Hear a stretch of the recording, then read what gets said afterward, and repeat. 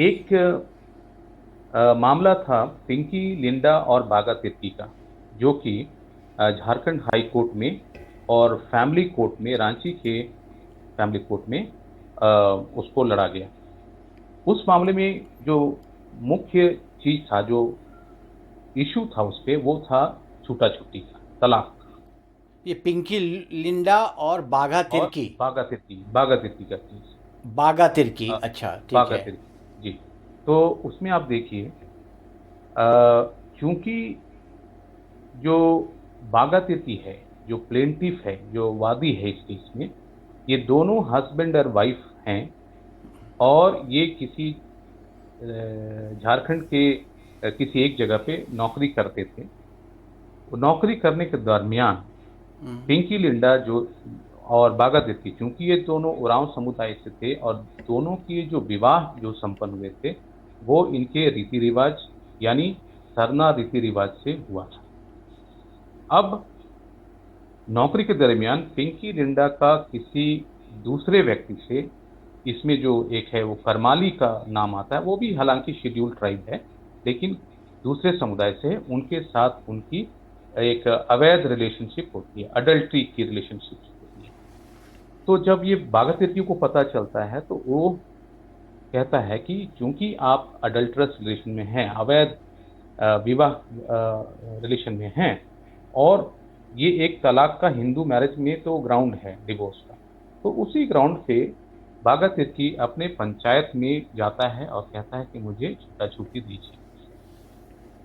तो चूंकि इनकी विवाह जो है पारंपरिक विधि से हुई थी, और पारंपरिक विधि से ही उसको हम छूटा-छूटी दे सकते हैं, क्योंकि सर्वप्रथम ये पंचायत तो गए, लेकिन 3 दफ़े जब उनको बुलाया गया, प्रतिवादी जो पत्नी है उनको भी बुलाया गया, उनका पक्ष जानने के लिए, लेकिन पंचायत में वो शामिल नहीं हुई 3 दफ़े। अंततः जो वादी है बागा तिर्की, वो फैमिली कोर्ट चला गया, परिवार न्यायालय चला गया रांची में।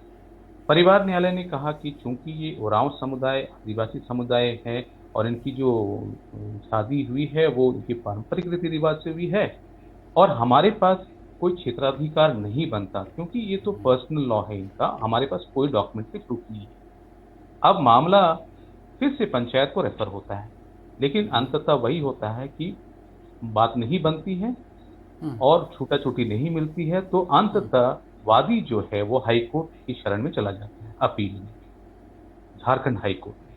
अब झारखंड हाई कोर्ट जब ने कुछ एमिकस क्यूरो को गठन करते हैं, उनको भेजते हैं, और जहाँ-जहाँ शोध होती है आदिवासी के मामले में, जैसे टीआरआई या नेशनल आपका झारखंड जुडिशियल एकेडमी, या हमारे संस्थान जहाँ पे लॉ की पढ़ाई होती है, वहाँ से एक्सपर्ट ओपिनियन मंगाया, और फिर रिसर्च के माध्यम से कहा कि कि सिविल कोर्ट को सुनने का अधिकार है। अगर कोई न्यायालय में आता है तो उसको फैमिली कोर्ट्स एक्ट के तहत में सुनने का अधिकार है, सेक्शन 7 के अंदर में, क्योंकि सेक्शन 7 एक सेकुलर लॉ है, और उसके तहत आदिवासी भी आ सकते हैं और भी समुदाय आ सकते हैं। आप दरवाजा बंद नहीं कर सकते। लेकिन क्या सुनना है, जो चीज़ वो सुनना है, वो जो डिवोर्स छूटा-छूटी होगा, चूँकि इनकी शादी पारंपरिक विधि से हुई है, तो समाज में जो प्रचलित रीति-रिवाज है, उसके मुताबिक उसको तलाक मिलेगा। तो अब बात आ गई वापस से फिर सामाजिक संस्थाओं के ऊपर।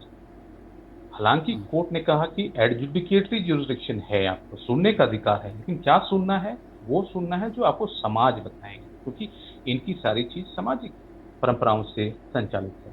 तो अब इसमें पढ़ा का रोल, अब इसमें ग्राम सभा के का रोल, और इसमें जो पारंपरिक अगुआ-गणों का जो रोल, वो बहुत ही महत्वपूर्ण हो जाता है। तो अब वो बताएँ कि हमारे यहाँ छूटा-छूती कैसे होता है, और कोर्ट उसके माध्यम से उसे सुनेगा। तो कहने का मतलब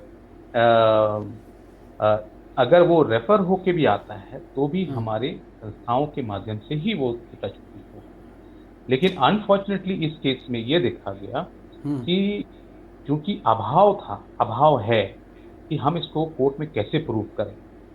तो इस केस में हुआ क्या कि 3 नोटिस जाने के बाद अंततः जो पार्टी जिन्होंने फाइल किया था छूटा-छूटी चीज़ें, वो वो कोर्ट नहीं आए और कोर्ट को अंततः इस केस को डिसमिस करना पड़ गया। वो डिसमिस सिर्फ करना पड़ गया। डिसमिस करना पड़ गया।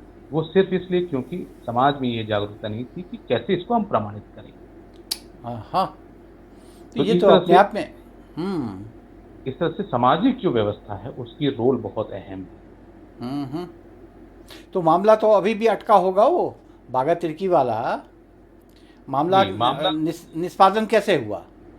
मामला निष्पादन नहीं हो पाया। वो हम्म अल्टीमेटली वो मामला डिसमिस हो गया। डिसमिस हो गया।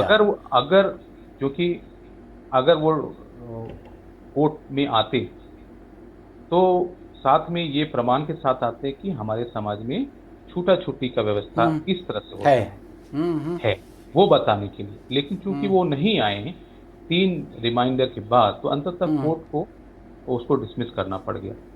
तो ये हम्म एक बड़ा वैक्यूम हो गया अभी के हम्म संदर्भ में कि हम्म आपका तो जो है छूटा-छूटी तो आप कहिए कि हो गया, क्योंकि वो हम्म जो पत्नी है वो किसी के साथ रह रही है और हम्म, आप किसी के साथ रह रहे हैं, लेकिन वो न्याय नहीं हुआ।